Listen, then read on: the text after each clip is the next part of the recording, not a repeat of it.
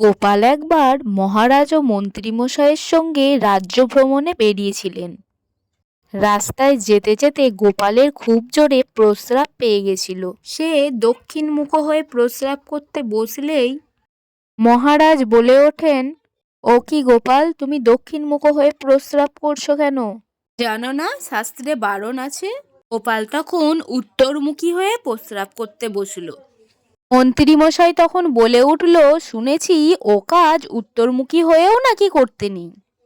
গোপাল তখন ভাবল, না আর সহ্য করা যাবে না, এবার একটা উচিত জবাব এদেরকে দিতেই হয়। তখন গোপাল বলল, আসলে কি বলেন তো মহারাজ, ওইসব কথাই হলো পণ্ডিত লোকদের বচন মাত্র।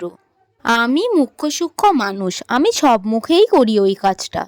মন্ত্রীমশাই যে মুখে বললেন সে মুখেও করি, আবার মহারাজ যে মুখে বললেন সে মুখেও করি।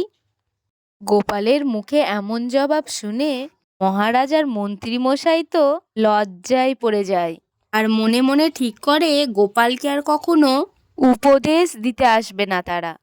হ্যালো বন্ধুরা, কেমন লাগলো আজকের এই গল্পটি ভালো লেগে থাকলে একটা লাইক করে দেবে, আর হ্যাঁ প্লিজ চ্যানেলটিকে সাবস্ক্রাইব করে দিও।